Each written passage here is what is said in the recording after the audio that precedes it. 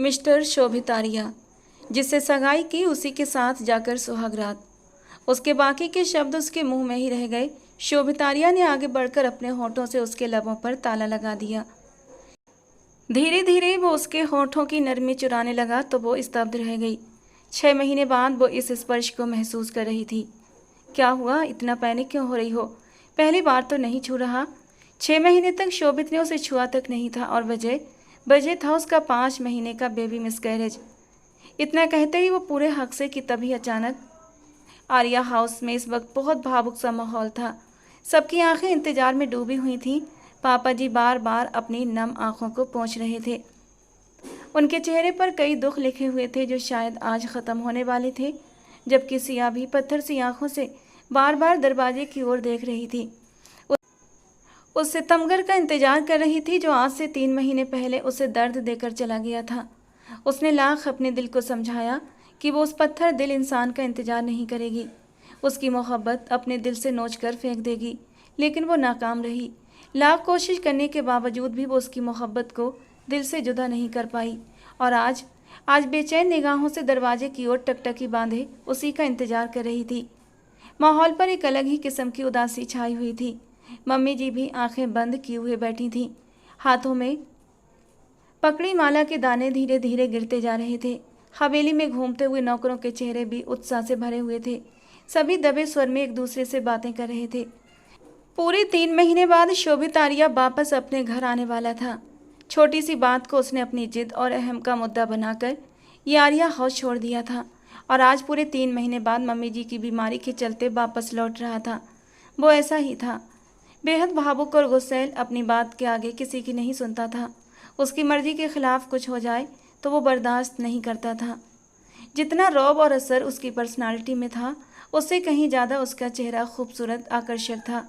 मगर सिया के सामने उसकी सारी ये खूबियाँ फीकी पड़ जाती थीं, क्योंकि उसने सिया को तकलीफ़ की हद तक पहुंचा दिया था। आज से 6 महीने पहले बीती रात उसे बार बार याद आती थी और बेचैन कर देती। काश उस रात उस पर जुल्म के पहाड़ न तोड़ता तो आज उसकी गोद में एक प्यारा सा बच्चा होता। लेकिन उस रात शोभित ने सब कुछ ख़त्म कर दिया था। इस एक वजह से वो शोभित को कभी माफ़ नहीं कर सकती थी, मगर उसकी जुदाई भी सिया को तोड़ कर रख चुकी थी। वो जालिम था, संगदिल था, मगर सिया के दिल पर राज करता था। उसके हर जुल्म को सहने के बावजूद सिया का दिल कभी भी उसके खिलाफ नहीं हो सका था। ये इश्क की हद थी या फिर सिया की मोहब्बत इस कदर बेहोश हो चुकी थी कि शोभित आर्या के दिए दर्द के बावजूद भी दिल उसी की ओर खींचता रहता था। हर गुजरता पल इस घर के लोगों को और गहरे इंतजार में धकेल रहा था। 6 बज चुके थे मगर शोभित आर्या का कोई अता पता नहीं था, जबकि उसने तो सूचना दी थी कि वो 5 बजे तक घर पहुंच जाएगा। जैसे जैसे वक्त आगे खिसक रहा था, सबकी धड़कनें थमती जा रही थीं। सबके दिलों में एक ही डर बैठ गया था, कहीं वो आज भी ना आया तो। जैसे ही घड़ी ने 7 बजाए, बाहर के दरवाजे पर दस्तक हुई। एक नौकर जल्दी से दरवाज़ा खोलने के लिए दौड़ा, जबकि सिया की धड़कनें जैसे थम सी गई थीं। उसने दरवाजे की ओर नजरें गड़ा दी थीं। पापा जी भी अपनी जगह से एकदम से खड़े हो गए थे, जबकि संध्या जी अब भी अपनी आंखें बंद किए हुए बैठी थीं और मन ही मन माला के दानों पर कुछ पढ़ती जा रही थीं। ऐसा लग रहा था जैसे शोभित के सिवा वो किसी और का चेहरा देखना नहीं चाहती। उन्हें आंखें खोलते ही शोभित का चेहरा अपने सामने चाहिए था। पिछले 3 महीने से संध्या जी हर दिन एक एक लम्हा तकलीफ में गुजार रही थी। उनका दिन रात दर्द में डूबा रहता था और तकलीफ क्यों ना होती, उनका इकलौता बेटा, उनकी आंखों का तारा, उनके दिल का सुकून, बस जरा सी बात को अहम का मसला बनाकर ये घर छोड़कर चला गया था और फिर पलट कर खबर तक नहीं ली थी। बेटे की जुदाई ने उन पर इतना गहरा असर डाला कि वो बीमार पड़ गई थी। ये वो संध्या जी थीं जिन्होंने ज़िंदगी भर तंदुरुस्ती और ताकत से भरपूर जीवन जिया था। बुढ़ापे में भी अपना काम खुद करती थीं। बेटे की जुदाई से अब बीमार हो गई थीं। उनका वजूद बेटे की जुदाई का सदमा सह न सका और उन्हें हार्ट अटैक आया। डॉक्टरों ने उन्हें स्ट्रेस से दूर रखने को कहा था। जरा सी भी टेंशन उनके लिए जानलेवा साबित हो सकती थी। प्रताप जी ने भी बहुत मुश्किल से शोभित से संपर्क किया था और संध्या जी की बीमारी की खबर दी। शोभित कितना भी जिद्दी और खुदसर क्यों न हो, मगर अपने माँ बाप से बेइंतहा मोहब्बत करता था। उन्हीं दोनों ने शोभित को इतना लाड प्यार देकर जिद्दी बना दिया था और अब अगर वही लाड करने वाले सलामत ना रहते तो शोभित खुद को कभी भी माफ़ नहीं कर पाता। और फिर आखिरकार 3 महीने के बाद, परदेश में तन्हा रहने के बाद, वो वापस अपने घर लौट रहा था। शायद अब जिंदगी उसके मुकद्दर में सुकून लिखने जा रही थी।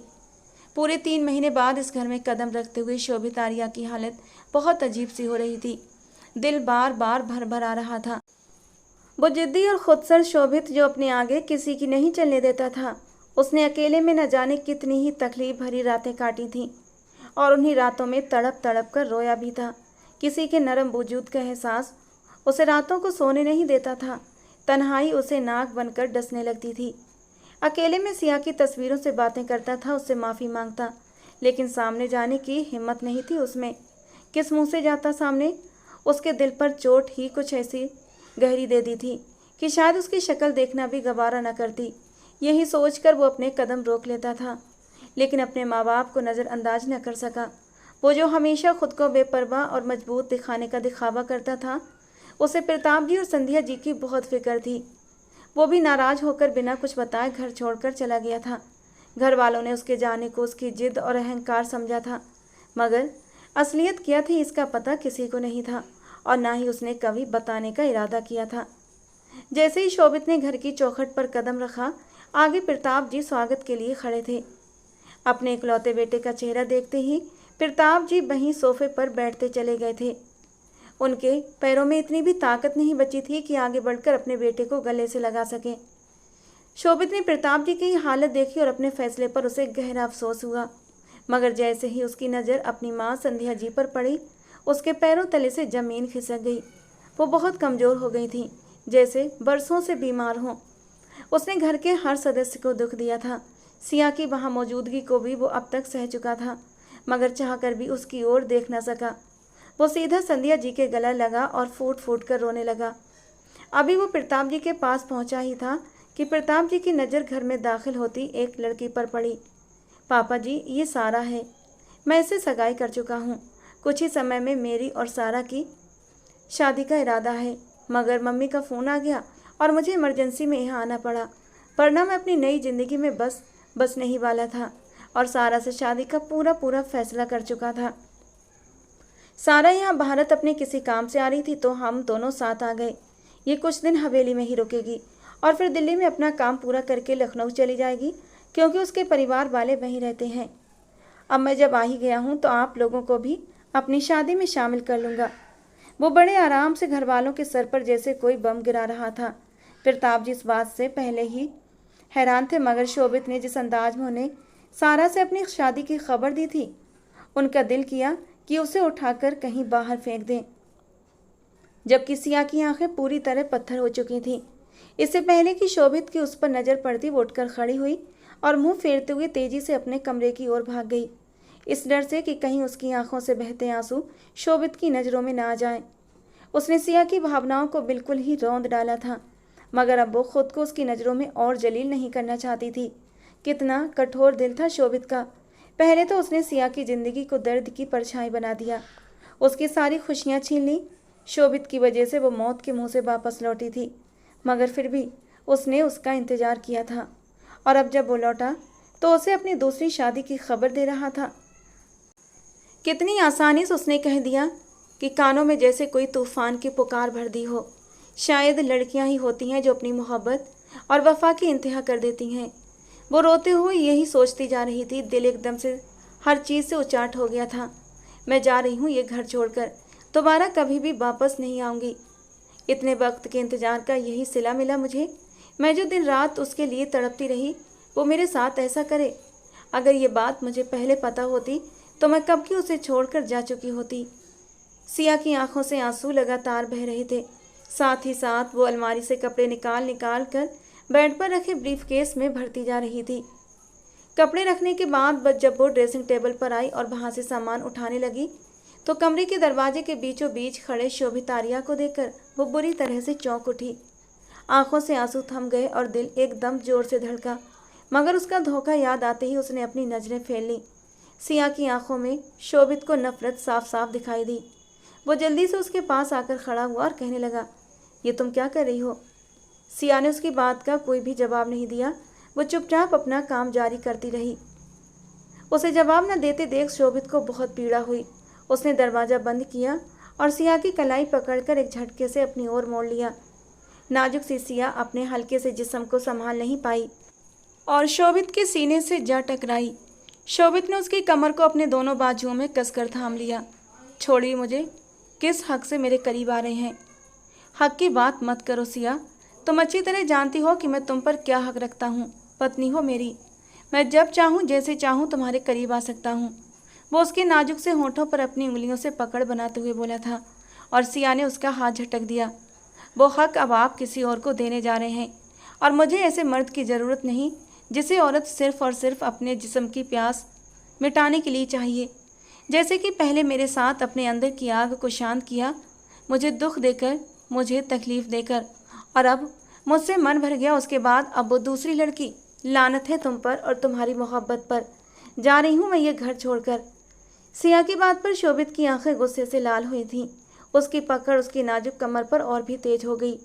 दर्द के मारे सिया सिसक उठी थी। मेरी मोहब्बत को हवस का नाम मत दो सिया। मैं मानता हूँ मेरी मोहब्बत थोड़ी अलग हटकर है, जुनूनी मोहब्बत है मुझे, और मैं उस मोहब्बत में हर हद पार कर जाता हूँ। बस इतना ही कसूर है मेरा। लेकिन मेरी मोहब्बत सच्ची और साफ है, हवस का रंग उसमें शामिल नहीं।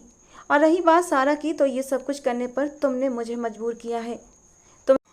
तुम्हें बताना चाहता हूँ कि दुनिया में सिर्फ तुम पर आकर ज़िंदगी ख़त्म नहीं हो जाती। तुम्हारे बाद भी इस दुनिया में लड़कियाँ हैं और जो मुझे तुमसे ज़्यादा मोहब्बत कर सकती हैं। सारा ऐसी ही है, बहुत मोहब्बत करती है मुझसे, मेरे जुनून को सहने के लिए भी तैयार है, क्योंकि मैंने उससे कुछ भी नहीं छुपाया है। तुम्हारी तरह नाजुक बदन नहीं है कि मेरी जरा सी शिद्दतों से निढाल होकर तड़पने लगे। अभी उसने सिया को अपनी बाहों के घेरे से आज़ाद नहीं किया था और सिया उसकी पकड़ से निकलने के लिए मचल रही थी।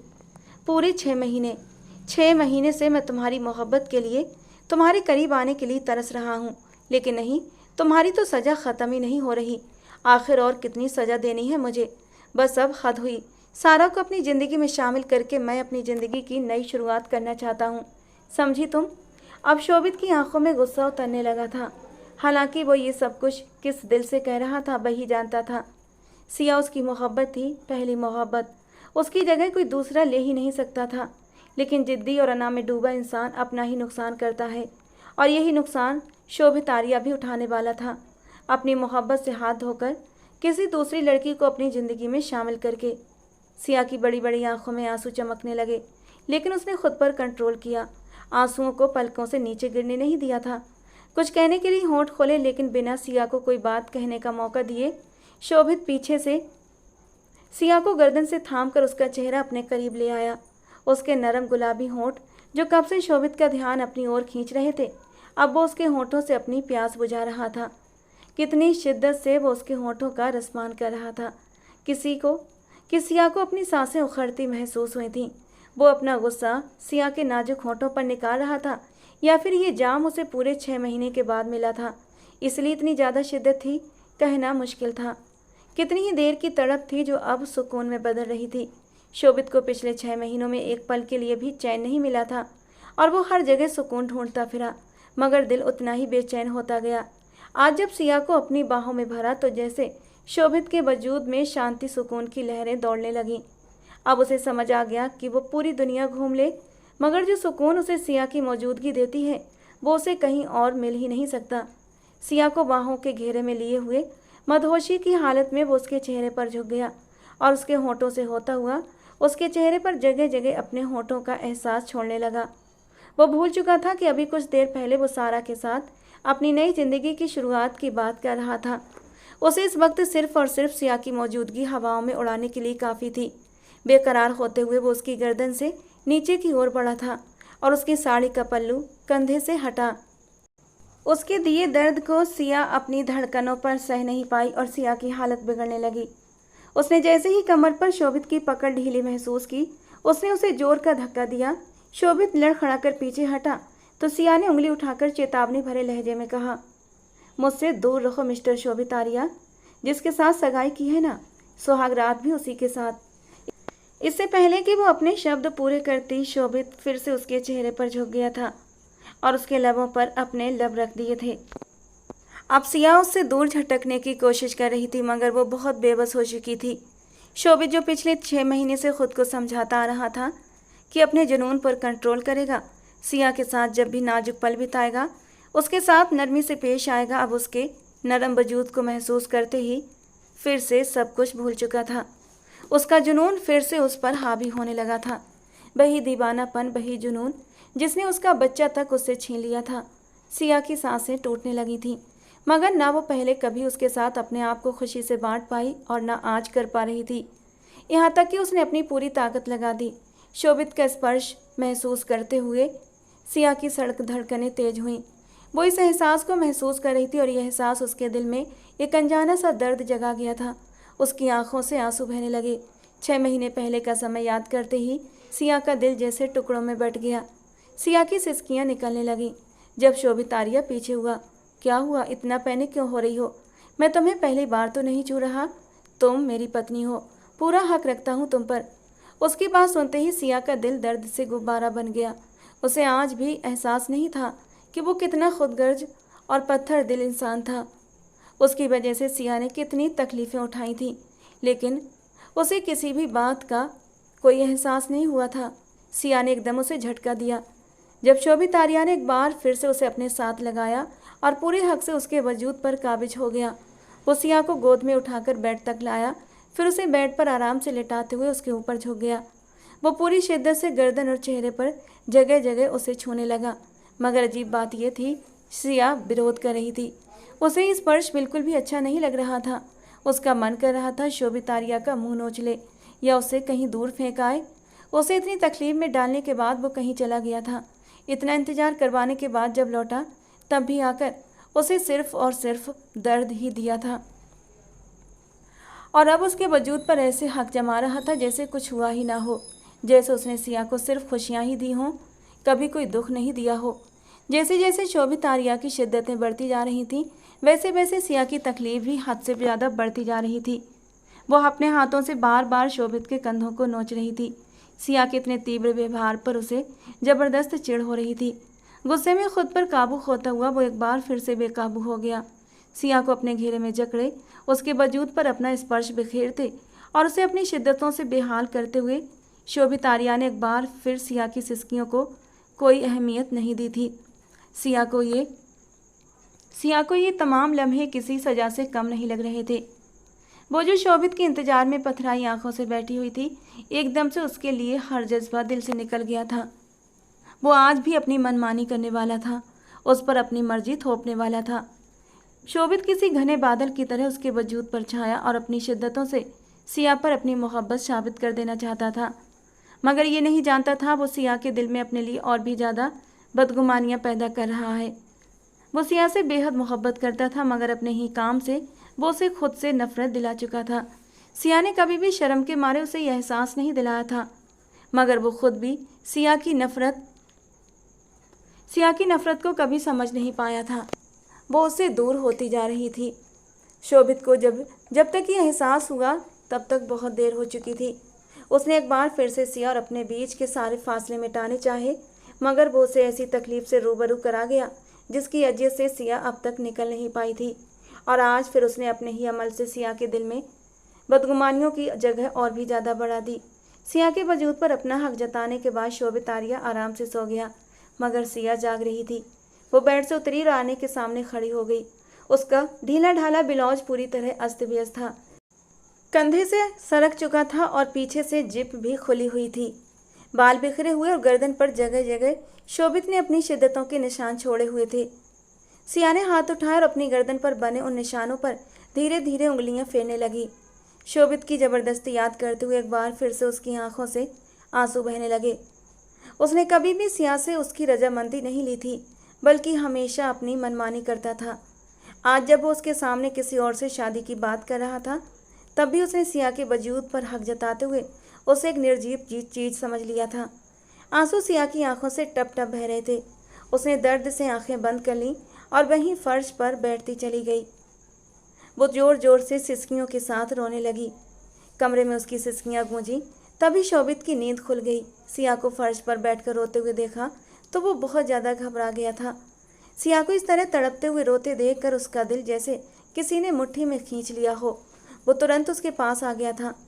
क्या हुआ सिया, तुम्हारी तबीयत तो ठीक है ना जान? उसने सिया के पास जमीन पर बैठते हुए उसके दोनों हाथ थामे और उसका चेहरा ऊपर उठाया।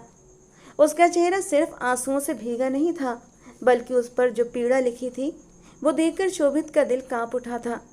मैं आपसे सिर्फ नफरत करती हूँ, इतनी कि आप अंदाज़ा नहीं लगा सकते। आपने हमेशा मुझे तकलीफ दी, हमेशा अपनी मनमानी की है। मुझे दर्द देकर शायद आपको सुकून मिलता है। आपको बस अपने सुकून की फिक्र होती है।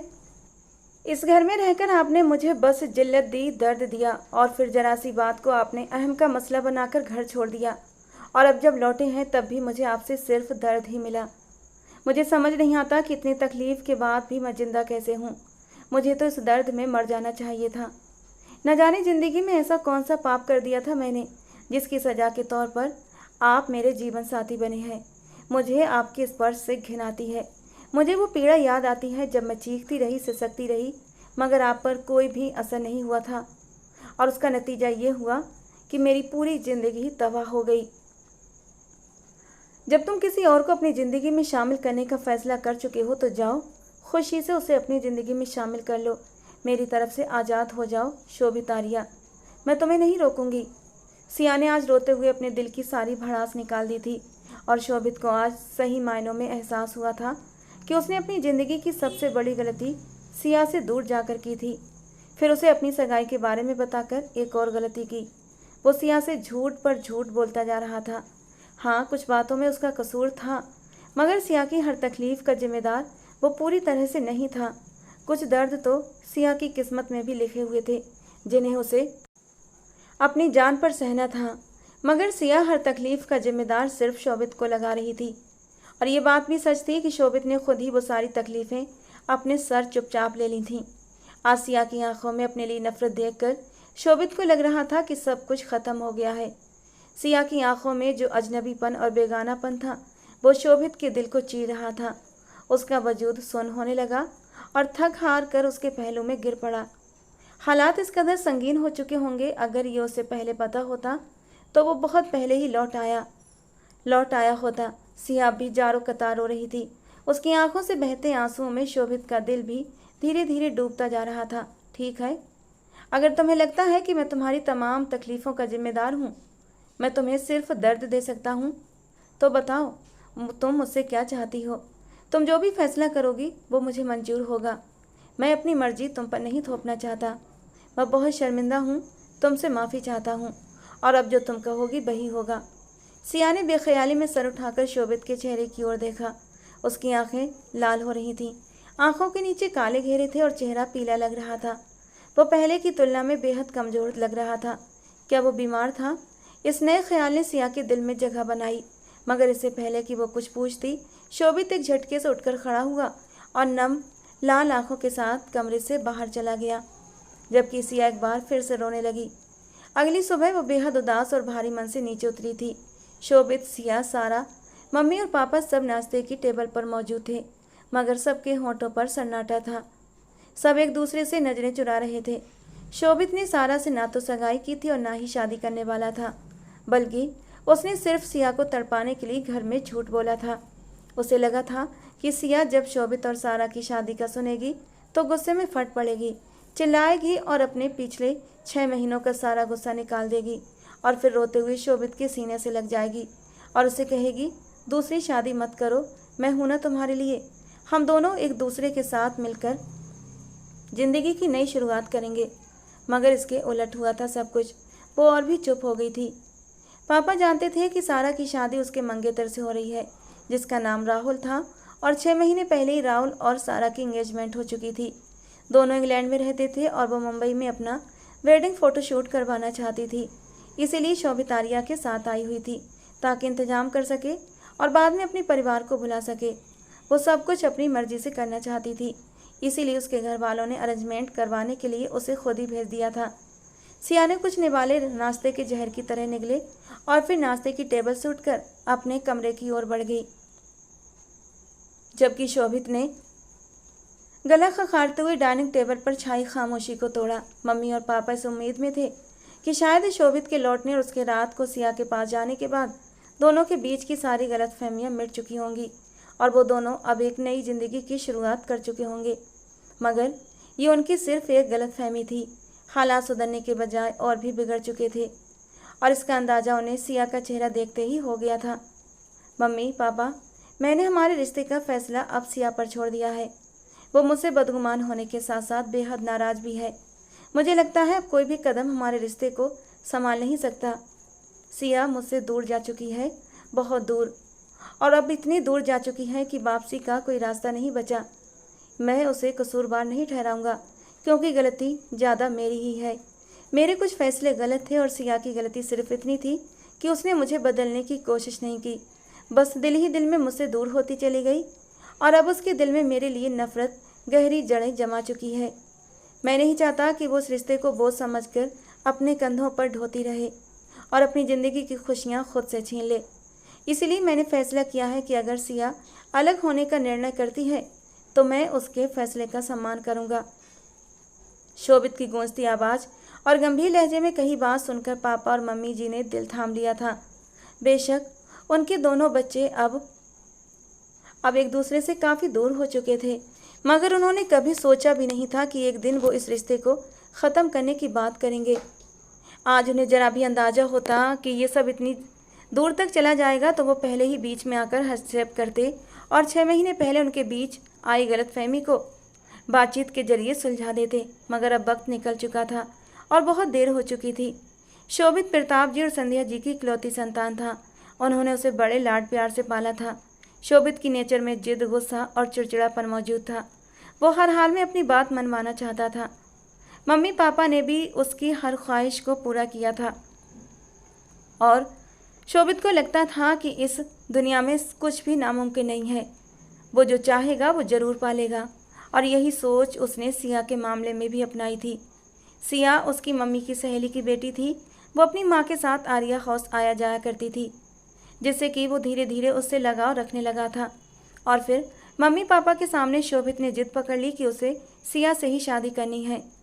उन दिनों शोभित की उम्र 26 साल थी, जबकि सिया 18 की थी। वो अभी पढ़ाई कर रही थी और ज़िंदगी में कुछ बनने, कुछ मकाम हासिल करने के सपने उसकी आंखों में पड़ रहे थे, जिन्हें पूरा करने के लिए वो दिन रात मेहनत कर रही थी। जब शोभित का रिश्ता उसके लिए आया तो उसे कोई ऐतराज़ नहीं था, क्योंकि शोभित देखने में काफ़ी हैंडसम और आकर्षक था। उससे ज़्यादा वो उसके बारे में कुछ नहीं जानती थी। शोभित के साथ अपनी सगाई से वो खुश थी, मगर जब उसे जल्दी ही शादी की बात पता चली तो उसने विरोध करना शुरू कर दिया। वो शादी करके अपने भविष्य को दांव पर नहीं लगाना चाहती थी। न जाने शोभित उसे आगे पढ़ने देगा या नहीं, और वैसे भी शादीशुदा ज़िंदगी की अपनी उलझनें होती हैं। पता नहीं वो अच्छे से अपनी पढ़ाई पर ध्यान दे पाएगी या नहीं। उसने अपनी इच्छाएं अपने मम्मी पापा के सामने भी रख दी, मगर उन्होंने उसकी एक न सुनी और शोभित के साथ शादी की तारीख तय कर दी। सिया बहुत ज़्यादा दुखी थी, मगर मम्मी पापा के फैसले के आगे सर झुकाने के अलावा उसके पास दूसरा कोई चारा भी तो नहीं था। लेकिन उसने शोभित को कॉल लगा दिया, अपने आगे पढ़ने की बात रखी और फिर शोभित को कोई ऐतराज़ नहीं था। उसने साफ कह दिया कि तुम शादी के बाद भी पढ़ना चाहो तो पढ़ सकती हो, मुझे कोई ऐतराज़ नहीं होगा। और सिया खुशी के मारे खिल उठी थी। लेकिन उसके साथ ही शोभित ने एक शर्त रखी थी। फाइनल एग्ज़ाम के बाद उसकी शादी थी और उसके बाद वो कम से कम 1 साल तक किसी कॉलेज में एडमिशन नहीं लेगी, सिर्फ और सिर्फ शोभित को टाइम देगी। ये सारा साल हमारा हनीमून पीरियड होगा। सिया को एतराज़ तो था, लेकिन ये उसके लिए गनीमत था कि उसे पढ़ाई करने का मौका मिल रहा था। लेकिन उसे दुख भी था कि उसका 1 साल खराब हो जाएगा। जैसे जैसे शादी का दिन करीब आता जा रहा था, वो अपने दुख को भुलाकर अपनी शादी की तैयारियों में लग गई। शोभित की कॉल दिन में कई बार आती थी और सिया उसके नाम से ही शर्म से लाल पड़ जाती। वो थोड़ी दब्बू टाइप की लड़की थी, जबकि शोभित खुले विचारों वाला, रोमांटिक मिजाज और अपने से जुड़े इंसानों के लिए बेहद जुनूनी इंसान था। जब से उसने सिया को देखा था, वो उसे दिल की गहराइयों से मोहब्बत करने लगा था और दिन ब दिन उसकी मोहब्बत एक जुनून पकड़ती जा रही थी। और अब जबकि उसका रिश्ता सिया से जुड़ चुका था तो उसे किसी भी पल चैन नहीं आ रहा था। जब भी शोभित बात करता तो सिया बहुत कम बात करती थी, सिर्फ हाँ या हूँ में जवाब देती। और जैसे ही शोभित रोमांटिक होने लगता। वो डर और शर्म के मारे एकदम फ़ोन काट देती और शोभित फ़ोन को घूर कर रह जाता। स्वाभाविक शर्म, हया, खुशी के साथ वो अपनी आने वाली ज़िंदगी के हसीन सपने सजाने लगी थी, मगर उसे ये मालूम नहीं था कि उन सपनों की ताबीर उसे बहुत भयानक मिलने वाली है। हल्दी के पीले जोड़े में सिया बेहद खूबसूरत लग रही थी। उसकी रस्में वगैरह हुई और फिर जब वो थक कर चूर हो गई तो उसने अपनी मम्मी से कहा कि अब उसे कमरे में ले जाया जाए। मम्मी की आंखें बार बार नम हो रही थीं। अपनी इकलौती बेटी को विदा करते वक्त उनका दिल बहुत दुखी था, मगर साथ ही वो दिल से दुआ कर रही थी कि भगवान सिया के नसीब अच्छे करें। सिया ने कमरे का दरवाज़ा बंद किया और सोने के लिए लेट गई। अभी उसकी आंख लगी ही थी कि खिड़की पर कुछ आवाज़ हुई तो वो घबरा कर उठ बैठी। कोई उसके कमरे में दाखिल हो रहा था। डर के मारे उसकी सांसें थम गईं और वो एकदम सुन रह गई। उसमें इतनी हिम्मत नहीं थी कि चिल्लाकर किसी को बुला सके। शादी ब्याह के घरों में चोरी डकैती की कहानियाँ उसने बहुत सुनी थीं, मगर ये उसने कभी नहीं सोचा था कि उसकी शादी पर ही कोई चोर घर में घुस आएगा। कमरे में दाखिल होने वाला शख्स सिया की ओर बढ़ने लगा। तभी उसके दिमाग ने काम करना शुरू किया और वो जल्दी से बेड से नीचे उतरकर दरवाजे की ओर बढ़ी थी, मगर आने वाले ने बड़ी ही तेज़ी से आगे बढ़ते हुए उसे बाजुओं से पकड़ लिया था और उसके मुंह पर हाथ रख दिया ताकि वो चिल्ला न सके। सिया उस अनजान से लगने वाले शख्स के सीने से लगी हुई थी। सिया की तो आवाज़ ही हलक में अटक चुकी थी। कमरे में दाखिल होने वाले ने उसे जोर से सीने से लगा लिया, साथ ही दरवाजे की ओर बढ़ना शुरू कर दिया और फिर बोर्ड पर हाथ मारकर कमरे की लाइट जला दी। सिया ने आने वाले को जोर का धक्का दिया और ख़ुद को सीधा किया तो देखा सामने शोभित आर्या खड़ा था, जो मुस्कुराती नज़रों से उसकी ओर देख रहा था। सिया की आंखें हैरानी और सदमे से फैल गई थीं। उसे बिल्कुल भी यकीन नहीं हो रहा था कि शोभित इस तरह चोरों की तरह दीवार फांद कर उनके घर में घुस आएगा और अब उसके कमरे में मौजूद भी है। वो बहुत ही प्यार भरी निगाहों से सिया को देख रहा था, जबकि सिया की आवाज़ डर के मारे गले में ही अटकी हुई थी। बहुत मुश्किल से सिया ने पूछा, आप यहाँ क्या कर रहे हैं और अंदर कैसे आ गए? आपको किसने आने दिया अंदर? घर मेहमानों से भरा हुआ है, प्लीज़ आप यहाँ से चले जाएं। अगर किसी ने आपको यहाँ देख लिया तो न जाने क्या समझेगा। ये मेरी इज्जत का सवाल है, प्लीज़ यहाँ से जाइए। सिया शोभित आर्या से विनती करती हुई बाकायदा रोने वाली हो गई, जबकि शोभित के दिल में उसका मोहक रूप तूफान मचाया जा रहा था। वो छोटे छोटे कदमों से सिया की ओर बढ़ने लगा। सिया के चेहरे पर डर के मारे हवाइयाँ उड़ रही थीं, मगर शोभित को इस बात की कोई भी परवाह नहीं थी। वो धीरे धीरे चलता हुआ सिया के करीब आया और उसकी कमर में हाथ डालते हुए उसे अपने पास खींच लिया। बस एक दिन रह गया है हमारे मिलन में, तब मैं खुद पर काबू नहीं रख पाऊंगा और ना ही तुम्हें किसी बात का डर या भय होगा। उसके माथे पर होंठ रखकर शोभित ने उसके कान में एक मीठी सी सरगोशी की थी। शर्म और हया के गहरे एहसास के साथ सिया खुद में सिमट गई। शर्म और हया का खूबसूरत संगम सिया के चेहरे पर बिखरा देख शोभित और भी बेसुध हो गया और उसने उसके गाल पर होंठ रख दिए। यार बस अब जल्दी से मेरे करीब आ जाओ, अब ज़्यादा सब्र नहीं होता। एक एक पल गिन गिन कर गुजार रहा हूँ हमारे मिलन की रात के लिए। वो उसकी गर्दन में चेहरा छुपाते हुए गर्म सांसें छोड़ता हुआ बुरी तरह बेखुद हो रहा था। उसके लब मचल उठे थे सिया के लबों को छूने के लिए, लेकिन उसने खुद को संभाल लिया था। इससे पहले कि वो बहक जाता, उसने जल्दी से सिया को छोड़ते हुए अपना रुख मोड़ा और बिना कोई बात किए खिड़की से बाहर निकल गया। अपने जज्बातों पर काबू पाना उसके लिए बहुत मुश्किल था। वो तो बस दिल के हाथों मजबूर होकर सिया को एक नज़र देखने आया था, मगर अब यहाँ से लौटना उसके लिए कितना मुश्किल था ये बात सिर्फ वही जानता था। पीछे सिया अपनी बेकाबू होती धड़कनों को संभालती रह गई। ये पहला स्पर्श जो उसे शोभित की तरफ से मिला था, उसके चेहरे पर इंद्रधनुष के रंग बिखेर गया था। धीरे से अपने गालों को छूती हुई वो शीशे के सामने जाकर खड़ी हो गई। चेहरे पर फैली लाली उसे बेहद खूबसूरत बना रही थी। लबों पर हल्की मुस्कान लिए वो अपनी आने वाली जिंदगी के सपने सजाने लगी। इस रिश्ते के जुड़ने से पहले ही वो शोभित की मोहब्बत में डूबने लगी थी। आखिरकार इंतजार का समय ख़त्म हुआ और शादी का दिन आ पहुंचा। सिया ने खुद को शोभित के लिए पूरी तरह सजाया था। वो उसकी मोहब्बत में पूरी तरह डूब चुकी थी। आने वाले वक्त के बारे में सोच सोच कर ही उसके चेहरे पर गहरी लाली बिखर रही थी, जो उसे और भी दिलकश बना रही थी। शादी की सारी रस्में पूरी हुईं और सिया विदा होकर शोभित के घर आ गई। ये उसकी संध्या आंटी का घर था, जहां वो पहले भी कई बार आती जाती रही थी, मगर आज पहली बार किसी और हैसियत से आई थी। उसका दिल जोर जोर से धड़क रहा था, हर चीज नई और हसीन लग रही थी। उसे शोभित के कमरे में पहुंचा दिया गया। रात के लगभग 12:30 बजे दोस्तों से मुश्किल से जान छुड़ाकर शोभित कमरे में दाखिल हुआ और सिया का मोहक रूप देखकर दिल थाम कर रह गया। दुल्हन के रूप में वो बेहद हसीन लग रही थी। शोभित आर्या ने मुंह दिखाई की चैन सिया की नाजुक से गले में पहनाई और भारी ज्वेलरी से उसके गले को आजाद कर दिया। दुपट्टा एक तरफ रखते हुए उसने झुककर सिया की गर्दन पर अपने दहकते हुए होंठ रखे थे। शोभित के होंठों का स्पर्श गर्दन पर महसूस करते हुए सिया के बदन में एक चिंगारी सी दौड़ गई थी। उसका वजूद कांप उठा, दिल जोरों से धड़क उठा था। उसकी माथा पट्टी उतारते हुए शोभित ने उसके माथे पर अपने होंठ रखे। कानों से झुमके उतारते हुए बारी बारी दोनों कानों को छू लिया। सिया की सांसें तेज होने लगीं। अब उसकी सहन शक्ति जवाब दे रही थी। हया की लाली उसके चेहरे पर बिखरी हुई थी, मगर शोभित का दिल अब भी नहीं भरा था। वो उसके चेहरे पर झुक गया। उसके चेहरे को अपने लबों से छूते हुए वो अपना स्पर्श पूरी शिद्दत से उसके वजूद पर छोड़ रहा था।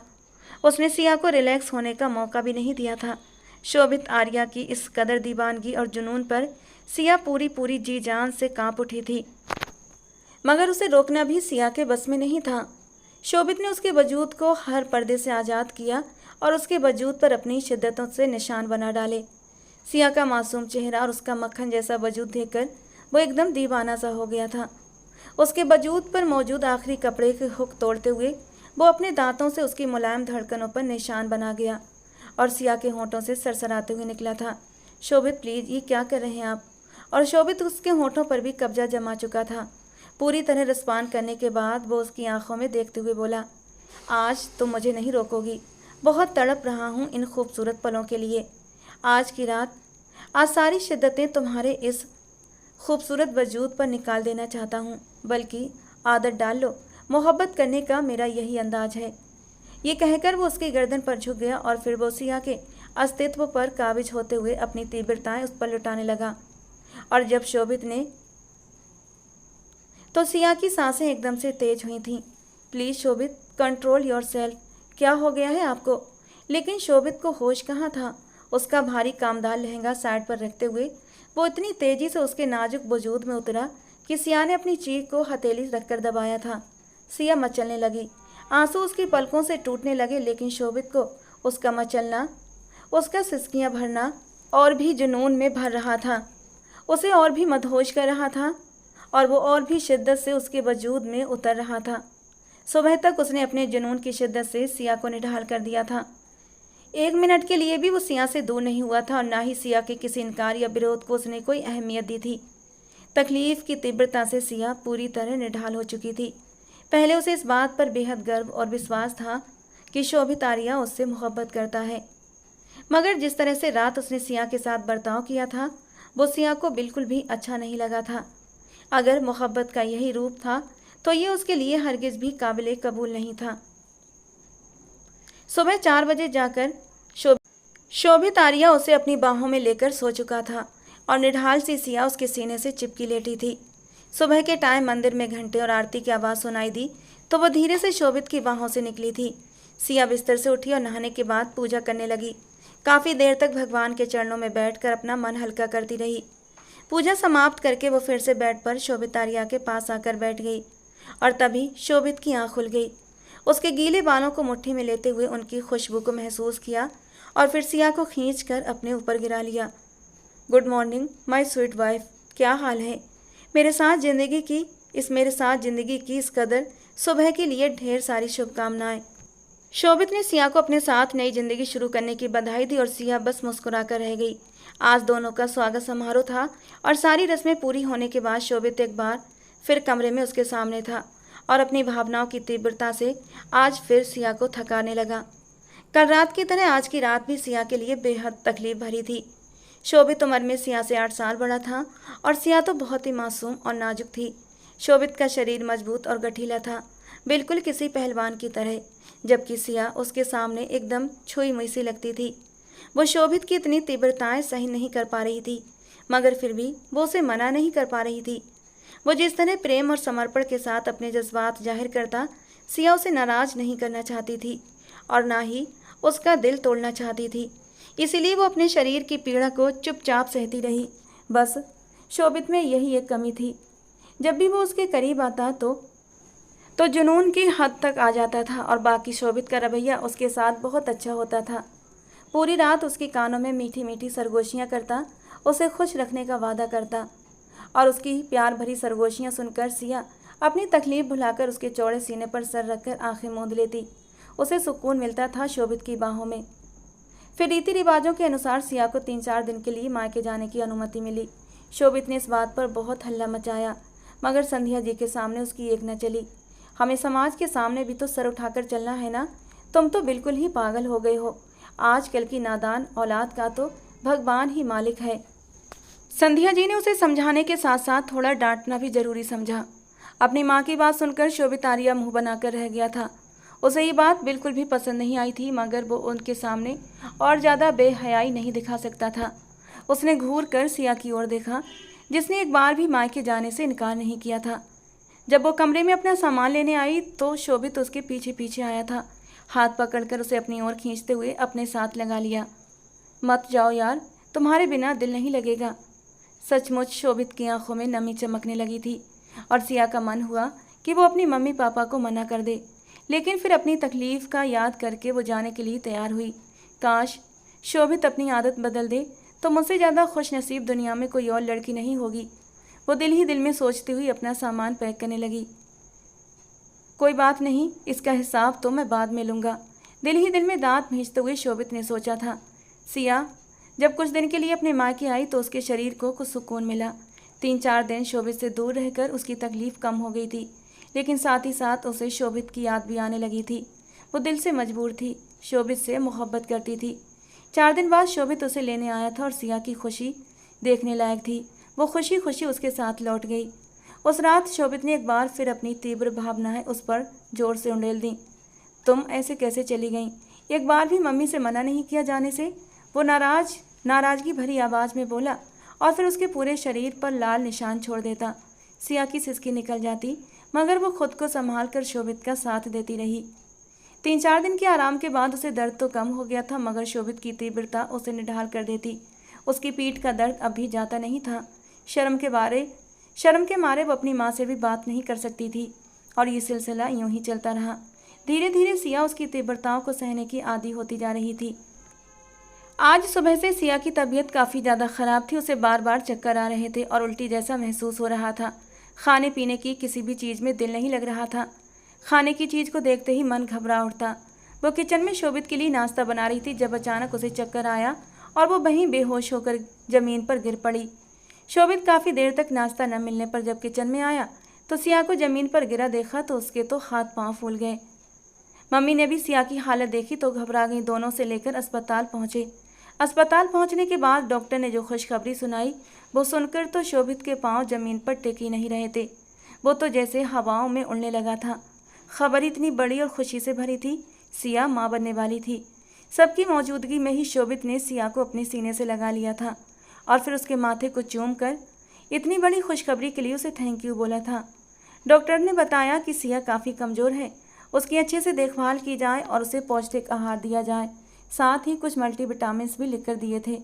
शोभित अब सिया का बहुत ख्याल रखने लगा था। इस खबर से सिया खुद भी बहुत खुश थी।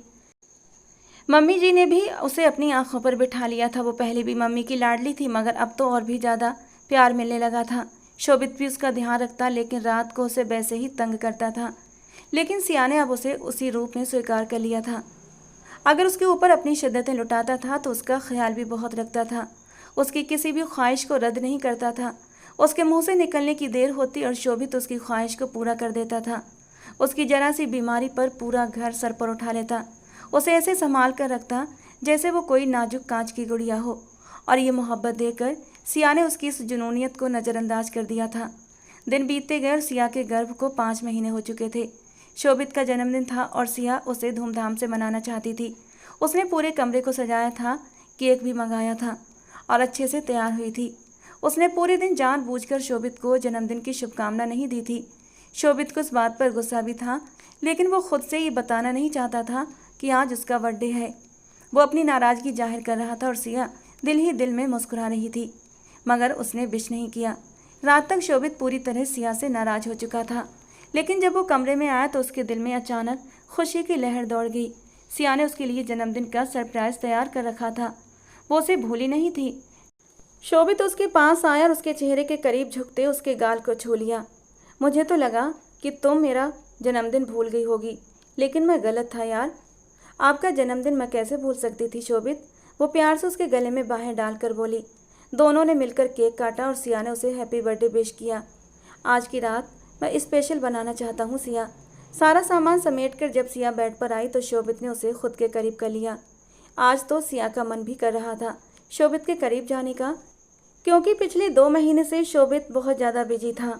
घर में भी बहुत कम रुकता था, रात में भी आना जाना उसका काम के सिलसिले में बाहर लगा रहता था। और पिछले 1.5 महीने से तो वो लगातार शहर से बाहर रुका हुआ था और उसके करीब नहीं आया था। वो शर्माकर उसके सीने में मुँह छुपाकर उसके सीने के बालों में उंगलियां फंसाती हुई उसे उत्तेजित करने लगी, और उसकी इस अदा पर शोभित कुर्बान हुआ था। बिना उसे संभलने का मौका दिए वो उस पर बरसने लगा। आज शोभित ने खास ख्याल रखा था कि सिया को तकलीफ न पहुंचे, क्योंकि उसे पता था एक नन्ही सी जान सिया के वजूद में पड़ रही है। लेकिन शोभित की थोड़ी सी शिद्दत भी सिया को निढाल करने लगी थी, उसे तकलीफ देने लगी थी। शायद वजह यह थी कि प्रेगनेंसी का 5वां महीना था, ऊपर से सिया कमज़ोर भी थी और आज पूरे दिन की भागदौड़ उसे थका कर रख चुकी थी। शोभित के काम में बस थोड़ी सी तेजी आई थी कि सिया को तेज दर्द का एहसास हुआ। उसके चेहरे पर दर्द के साफ निशान थे। वो बार बार शोभित को रोक रही थी, मगर वो अब इस कंडीशन में था कि रुक नहीं सकता था। वो उसकी एक भी नहीं सुन रहा था। सिया की सिसकियां निकलने लगीं और शोभित अपने काम में बिजी रहा, और फिर कुछ देर बाद कमरा सिया की चीखों से गूंज उठा। शोभित घबरा गया और तुरंत सिया को छोड़कर उसका चेहरा थपथपाने लगा। क्या हुआ सिया, तुम्हें क्या हो गया? पूरे कमरे में सिया की चीखें गूंजने लगीं और थोड़ी देर बाद जब बेड पर गर्म तरल पदार्थ बहता हुआ दिखा तो शोभित आर्या की जान निकल गई। स्किन कलर की बेडशीट तेजी से रंग बदल रही थी, उस पर लाल धब्बे फैलते जा रहे थे। वो बहुत ज़्यादा घबरा गया और तुरंत अपनी माँ को बुला लिया। सिया को गाड़ी में डालकर अस्पताल ले गए। तब तक वो दर्द के सहते सहते बेहोश हो गई। डॉक्टर ने उसे ऑपरेशन थिएटर में ले लिया। जब डॉक्टर बाहर आई तो उसके चेहरे पर गुस्सा था। उसने शोभित को जमकर डांटा और बताया कि उनका बच्चा अब इस दुनिया में नहीं रहा। सिया का मिसकैरेज हो गया था और वो मौत के दरवाजे तक जाकर लौटी थी। बहुत ज़्यादा खून बह चुका था और सिया में भी इतनी ताकत नहीं बची थी कि वो ज़िंदगी की लड़ाई खुद से लड़ पाती। उसका बच्चा भी ख़त्म हो चुका था। शोभित के कानों में ये किसी विस्फोट की तरह गूंजा और वो वहीं ज़मीन पर बैठ गया। जब सिया को होश आया तो उसने सबसे पहले अपने बच्चे के बारे में पूछा। उसे बताया गया कि जब उसका बच्चा इस दुनिया में नहीं रहा तो वो एकदम से गुमसुम हो गई। एक चुप्पी जो उसके होंठों पर लग चुकी थी अब टूटने का नाम नहीं ले रही थी। सब उसे पुकार पुकार कर थक चुके थे, मगर सिया की हालत का पता चलने पर उसके मम्मी पापा भी आ गए थे, मगर सिया ने उनसे भी कोई बात नहीं की थी। वो सदमे की हालत में थी। उसे घर तो ले आए मगर उसकी चुप्पी नहीं टूटी। धीरे धीरे वक्त गुजरने लगा और सिया भी थोड़ा संभल गई, मगर अपने बच्चे को वो नहीं भुला पाई। भुलाती भी कैसे? 5 महीने तक उसने अपने अंदर एक नन्ही सी जान को महसूस किया था। क्या उसे भूल पाना इतना आसान था? शोभित ने भी कई बार उसे बुलाया, उसे माफ़ी मांगी, मगर उसकी हालत में कोई बदलाव नहीं आया। वो खाली खाली नज़रों से बस शोभित को देखती रहती थी। जितनी तकलीफ उस इंसान ने उसे दी थी उसके बाद तो उसे चाहिए था कि वो शोभित को छोड़कर चली जाती, मगर उसने ऐसा सोचा तक नहीं था। शोभित अब चुप हो गया था और उसका पहले से ज़्यादा ख्याल रखता, मगर एक बदलाव सिया ने उसमें महसूस किया था। अब वो उसके पास नहीं आता था। सिया की मिसकैरेज को 3 महीने हो चुके थे, मगर फिर भी शोभित ने उसके करीब आने की कोशिश नहीं की थी।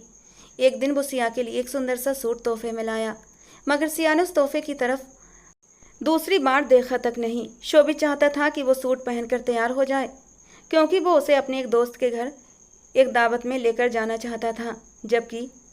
जबकि सिया को ऐसा लगता था कि शायद आज फिर उसकी रात तकलीफ़ों में गुजरेगी। शोभित को उस पर पूरा हक था और वो उसे मना भी नहीं कर सकती थी, मगर अब सज धज कर उसके लिए तैयार होना सिया के बस से बाहर था। उसे अपने बच्चे की मौत भूले नहीं भूलती थी। इस मामले में वो हद से ज़्यादा बेबस हो चुकी थी। शाम को जब शोभित कमरे में आया तो उसने सिया को वैसे ही सादे कपड़ों में देखा। उसने शोभित द्वारा लाया गया सूट नहीं पहना था। सिया, तुमने अभी तक कपड़े क्यों नहीं बदले? मैं तुम्हारे लिए इतनी खूबसूरत ड्रेस लेकर आया था ना, वो पहन लो जल्दी से, जाओ शाबाश, शोभित ने बहुत मीठे लहजे में कहा। तभी सिया ने आंखें उठाकर उसकी ओर देखा। नहीं, मुझे आपके लाए हुए कपड़े नहीं पहनने। आपको मेरे शरीर की ज़रूरत है ना, तो आप अपनी इच्छा वैसे भी पूरी कर सकते हैं। आपको क्या फ़र्क पड़ता है कि मैं तकलीफ़ में हूँ या आपको किसी बात से मना कर रही हूँ? ये पहला इतना लंबा वाक्य था जो इन 3 महीनों में सिया ने शोभित से कहा था। शोभित एक पल के लिए सन्न खड़ा रह गया। फिर उसने सिया से बहस करना शुरू कर दी। सिया चुपचाप सिर झुकाए बैठी रही, जबकि शोभित गुस्से में बोलता चला जा रहा था। मम्मी ने भी शोभित को डांटना शुरू कर दिया और कहने लगी, सिया की हालत तो देखो, वो मानसिक रूप से परेशान है, उसने अपनी संतान को खोया है। मम्मी की बात सुनकर शोभित का गुस्सा फूट पड़ा। अगर इसने अपनी संतान को खोया है तो मैंने भी खोया है, लेकिन यह है कि इसकी चुप्पी ख़त्म नहीं हो रही। मैं दीवानों की तरह इसके आगे पीछे घूमता हूँ, लेकिन इसे कोई परवाह नहीं।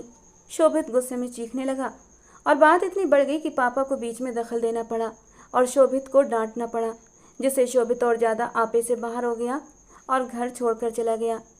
और अब वो अपनी माँ की बीमारी की वजह से पूरे 6 महीने बाद लौटा था और सिया को चिढ़ाने के लिए सारा को अपने साथ लेकर आया था।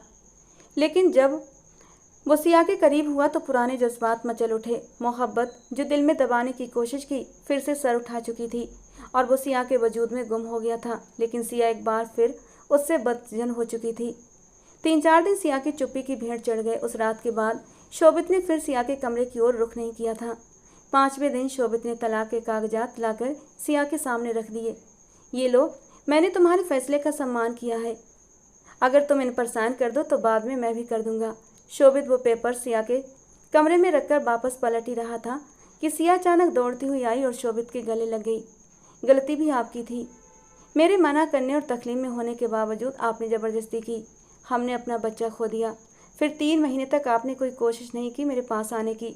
फिर एक छोटी सी बात को मुद्दा बनाकर आप घर छोड़कर चले गए। क्या मेरी तकलीफ़ आपको नज़र में इतनी छोटी थी कि आप मुझे इस तरह छोड़कर चले जाते? आपने सारा से सगाई की बात सुनाकर भी मुझ पर अपनी मनमानियाँ थोप दी, तो मैं क्या करती? आप तो मुझे अपनी ज़िंदगी से ही निकालना चाहते थे। आप चाहें तो सारा से शादी कर लें, लेकिन मुझे तलाक मत दें। मैं आपसे बहुत प्यार करती हूँ। मैंने अपने बच्चे को खोया है, लेकिन अब आपको खोना नहीं चाहती। शोभित ने अपने बाजुओं का घेरा सिया के चारों ओर बांध दिया और उसके सिर पर अपने होंठ रख दिए। मैं सारा से शादी नहीं कर रहा, मैं तो सिर्फ मजाक कर रहा था। मुझे लगा मेरी दूसरी शादी की बात सुनकर तुम लड़ोगी झगड़ोगी और हम दोनों के बीच सब कुछ ठीक हो जाएगा, लेकिन तुमने तो घर छोड़ने का फैसला कर लिया और फिर मेरे पास आने पर भी तुम्हें मेरी मोहब्बत महसूस नहीं हुई, बल्कि तुमने उसे वासना का नाम दे दिया। पहले 3 महीने मैं इसीलिए तुम्हारे पास नहीं आया था क्योंकि मुझे तुम्हें खोने से डर लगने लगा था। घर भी इसलिए छोड़ा क्योंकि मैं तुम्हें फिर से कोई तकलीफ़ नहीं देना चाहता था। मैं अपनी गलतियों पर शर्मिंदा था, लेकिन मेरा यकीन करो सिया, उस रात मैं तुम्हें तकलीफ़ नहीं देना चाहता था। मैंने खुद को कंट्रोल किया हुआ था, लेकिन फिर भी वो सब कुछ हो गया। शोभित का लहजा दुखी भी था, जबकि सिया बार बार माफ़ी मांगती। शोभित ने उसके हाथ थामकर अपने होठों से लगा ली और बोला, नहीं, माफ़ी तो मुझे मांगनी चाहिए। मैंने तुम्हें इतने महीनों तक तकलीफ़ दी। हमारे रिश्ते में दोनों की मर्जी ज़रूरी थी, लेकिन मैंने सिर्फ अपनी मर्जी तुम पर थोपी। आज के बाद मैं कभी तुम पर कोई ज़बरदस्ती नहीं करूँगा, बल्कि तुम्हारी मर्जी से ही तुम्हें प्यार करूँगा।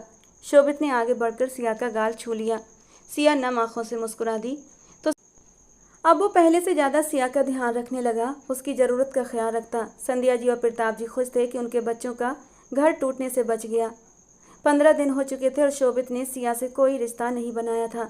बस उसे अपनी बाहों में लेकर अपने सीने से लगाकर उसकी खुशबुओं को महसूस करता हुआ सो जाता।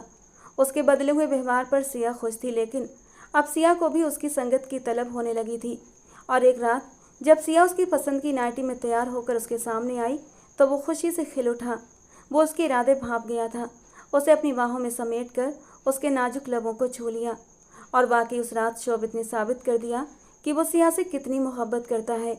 उसने अपने आप को बदल लिया था। उस रात उसने सिया को बिल्कुल फूलों की तरह छुआ था।